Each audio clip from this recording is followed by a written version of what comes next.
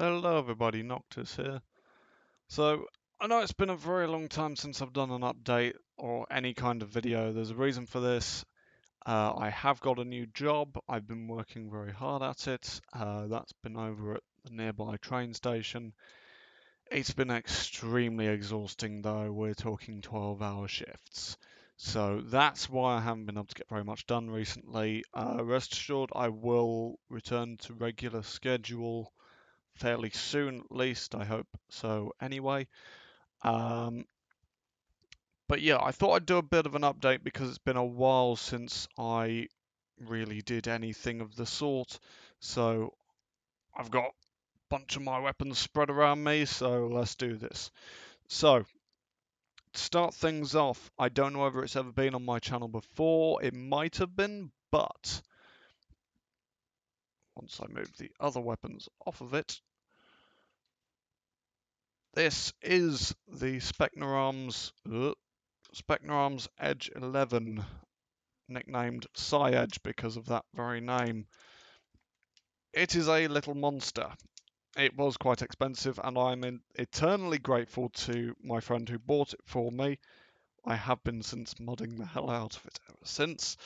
Not internally. Internals are still the same, but externally, holy god, it's been through 2 iterations now. This is the second. So the original, and let me just get it up.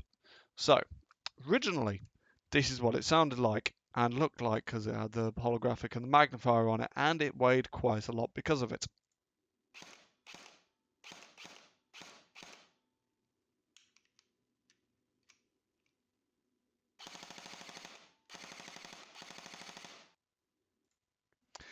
So that's what it was like before.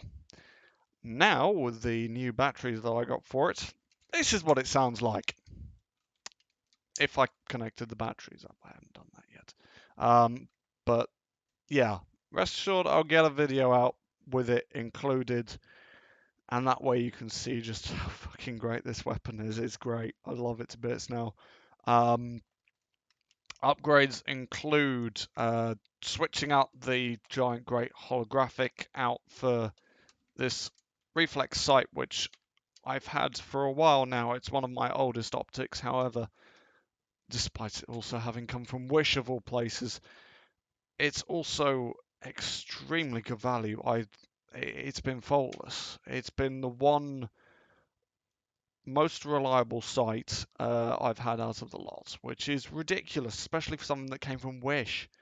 So that's what I've got on here now.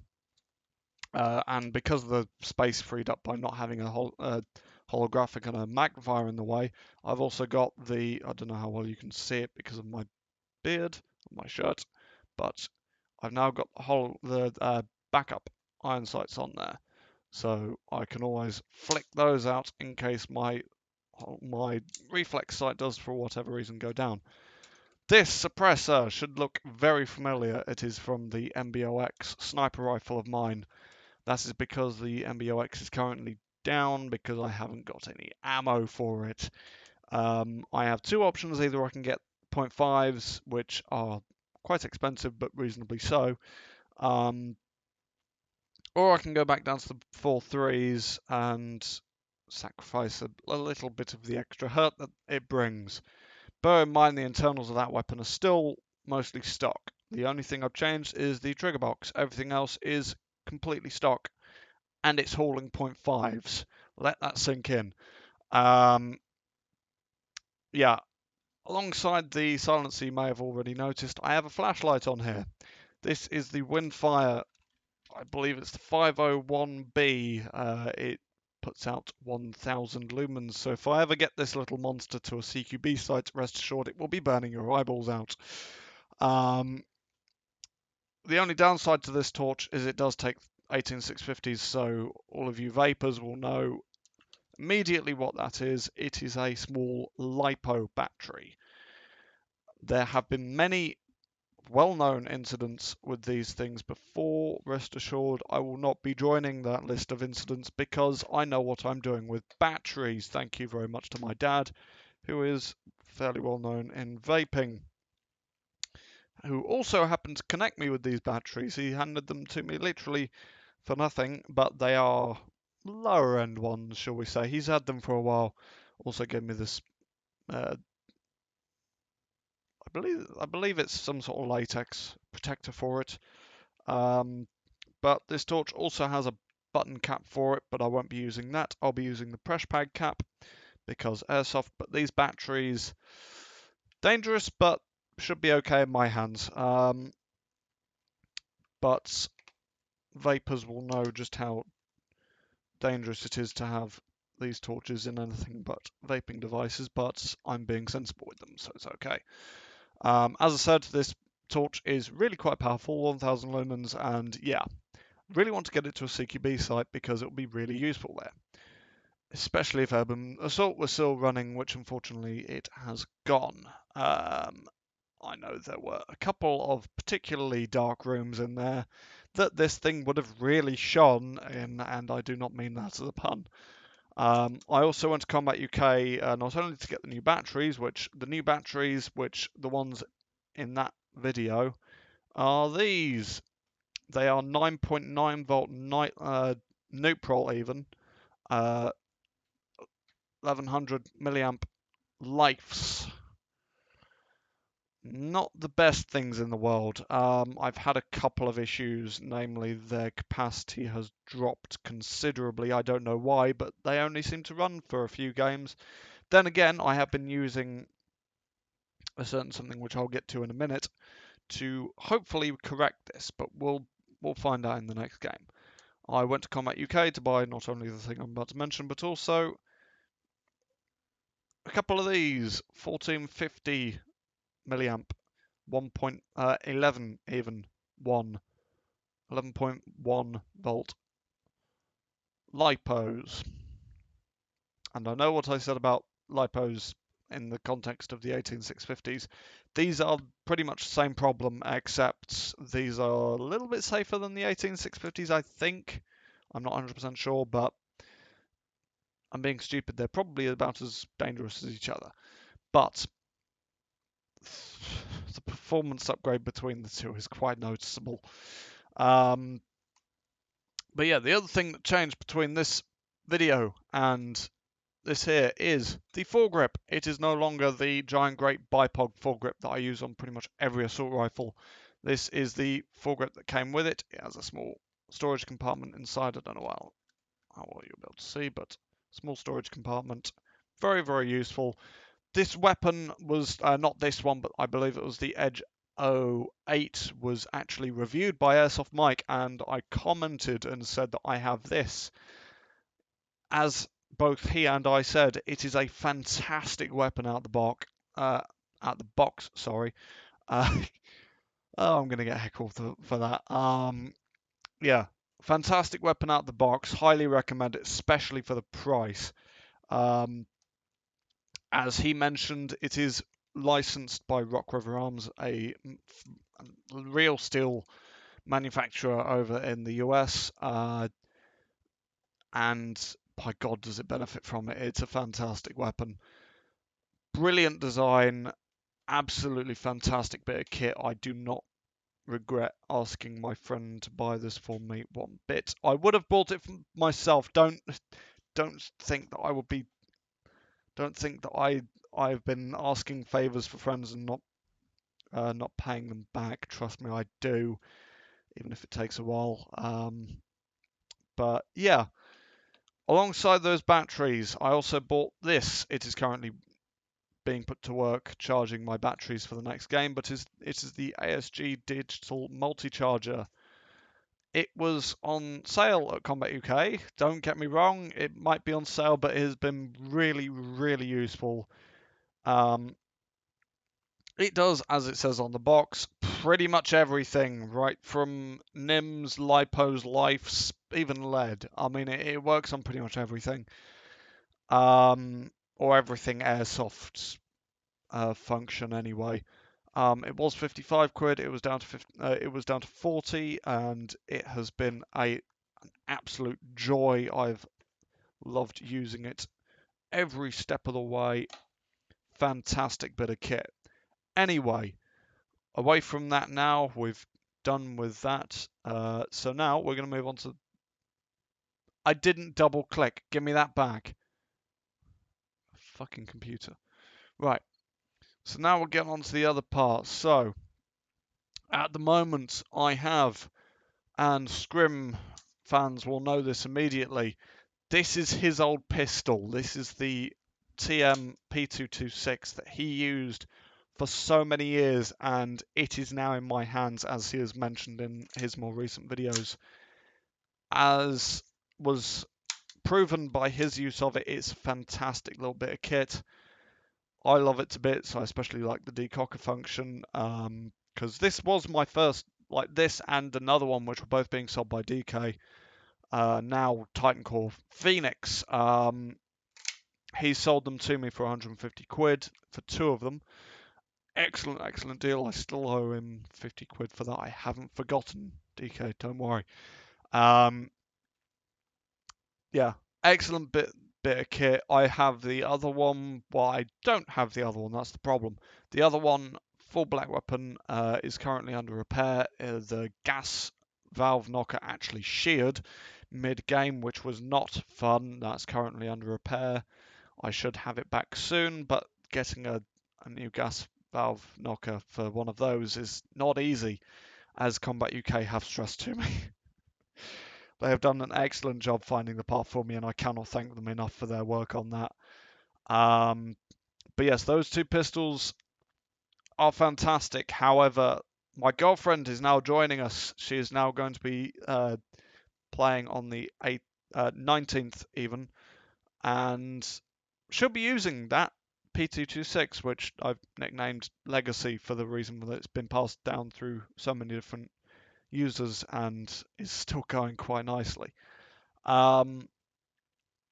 Yeah, she'll be using that. I, on the other hand, would be using the black one if I still had it, even though we'd only have 2 mags each. I'm moving over to the high capper platform, as I have been advised to do many, many times. I had the 1911, as I'm fairly sure I mentioned in the last video, in the last update video. I now am moving to the Armourer Works custom HX10 split side. There is a reason for this. A, it comes with an RMR mount out the box. Much needed thing. I would love a pistol with an RMR on it, because I just love pistols with optics on them. It's just fantastic. I love it. No real reasoning behind this. I just like how they look. So yeah, that's going to be on its way to May. However, thanks to a mix-up with payments at work, I will not be able to receive this in time, which is why I'm going to be popping to Combat UK again on the 18th to get another high capper, which will probably end up being a Vorsk one, again, RMR ready. Hopefully even including one, because then that will save me some money. Reason I'm going for a Vorsk one, I was planning on getting Vorsk mags, as you can see. Reason for this being Combat UK don't have literally any other mags in stock at the moment. Vorsk ones are the only ones they've got. So yeah, that's gonna have to be my choice. In theory, with mags, it doesn't matter too much as to the brand, as long as you maintain them, they should work equally as well. At least in theory, anyway. I mean, I've yet to put this into practice. I would refer to a more experienced airsofter than myself on that, but at least in theory, they should operate just fine on their own. So yeah, I'm probably going to end up cutting this out the order completely, and probably this as well, because I'm probably going to end up buying them from Combat UK on the 18th anyway. Again, we'll have to see what happens, but yeah. I'm going to be getting high cappers, and they will now be my primary weapon as opposed to the P226. I might switch up between the two depending on whether or not my girlfriend's going, but we shall see. Also, this piece of crap, which most notably has been being used to record all of my footage or gameplay footage so far.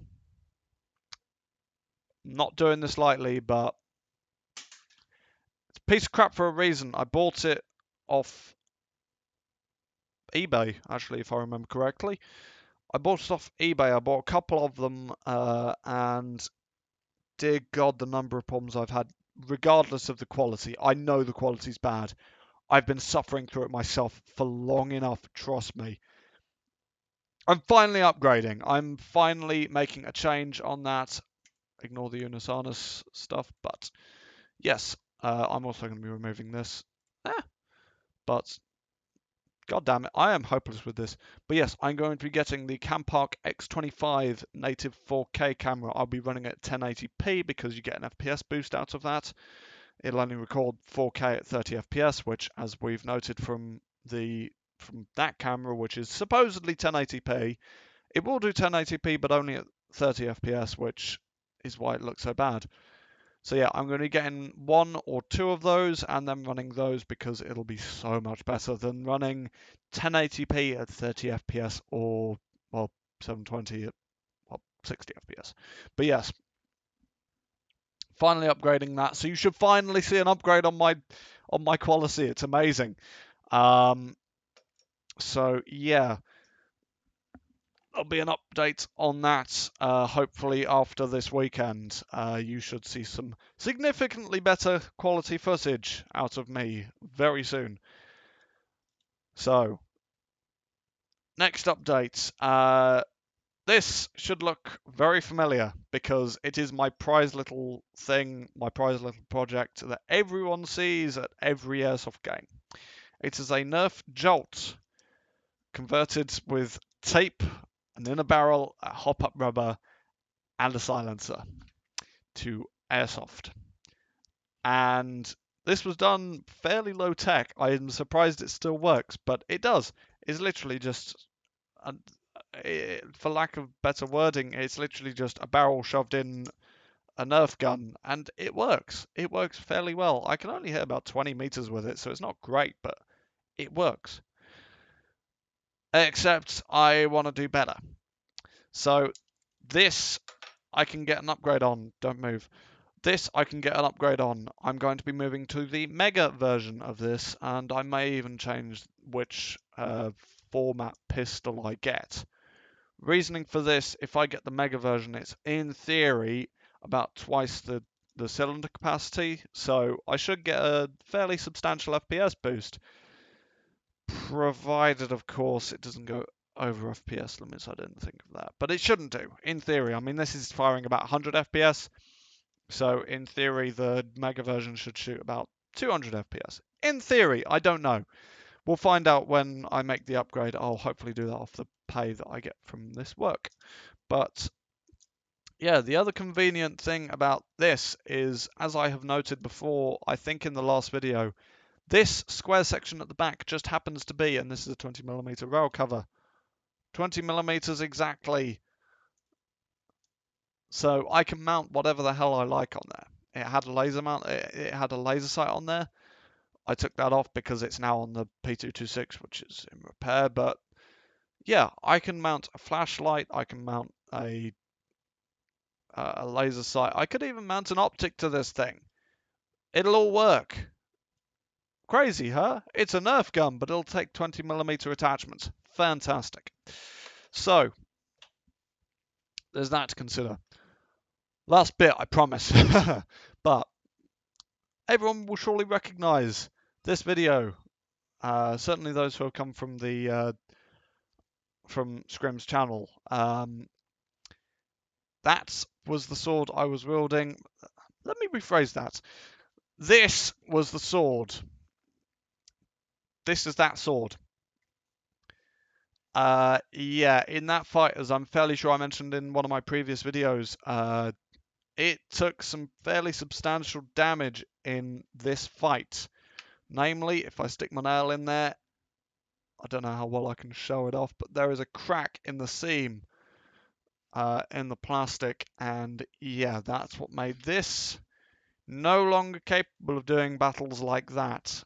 So, that is why, and that is what is shown in this, as is shown in my emblem, I got this, which is Durandal, that one's nicknamed Caliburn. This is Durandal, my infamously symbolic long sword. So long I can't even, I hit the ceiling with it. But yes, that is my long sword. It is quite famous now. A lot of people will see that and think, oh, it's Noctis, which I like. I do like that. Even it's not an attention-seeking thing. It's like the emblems. It's like a mark, and I do quite like that because it's kind of a quirky thing that's iconic to me.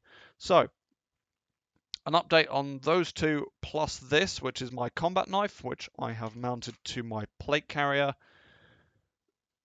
at pretty much regardless of which sword I use. So Caliburn, Durandal, and my combat knife have all had melee kills at this point.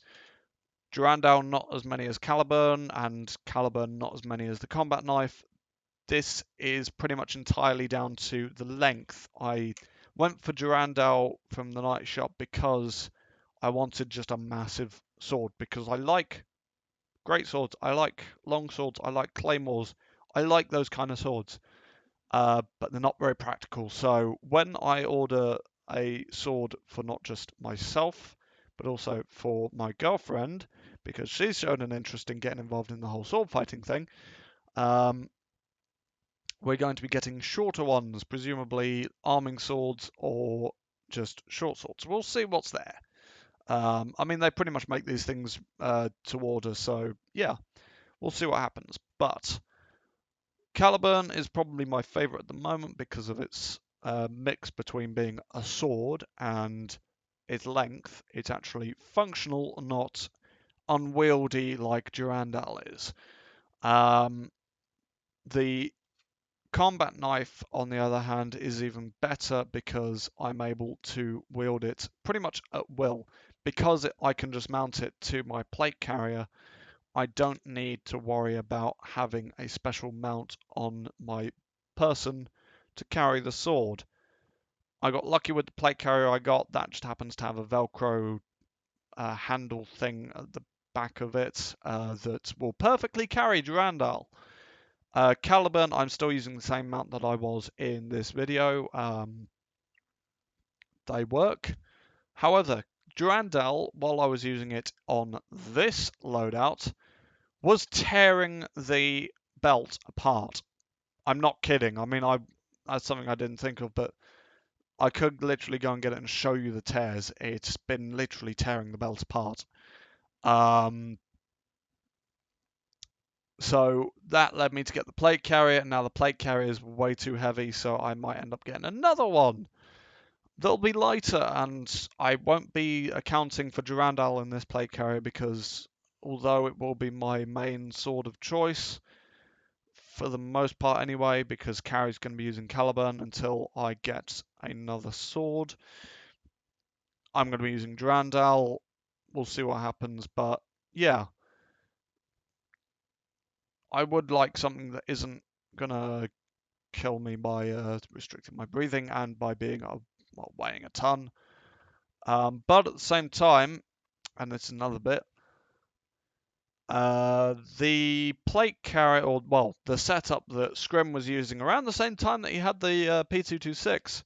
I have the mag carriers and the magazines, in fact, from him. So he's now abandoned the M4 platform. I now have the magazines and the mag carriers, and that's the NIM batteries being done. So I now have those, and I have been using them, and I cannot like these carriers here, which you can see here, they are far too flexible, and it doesn't hold the mags as well as I'd like.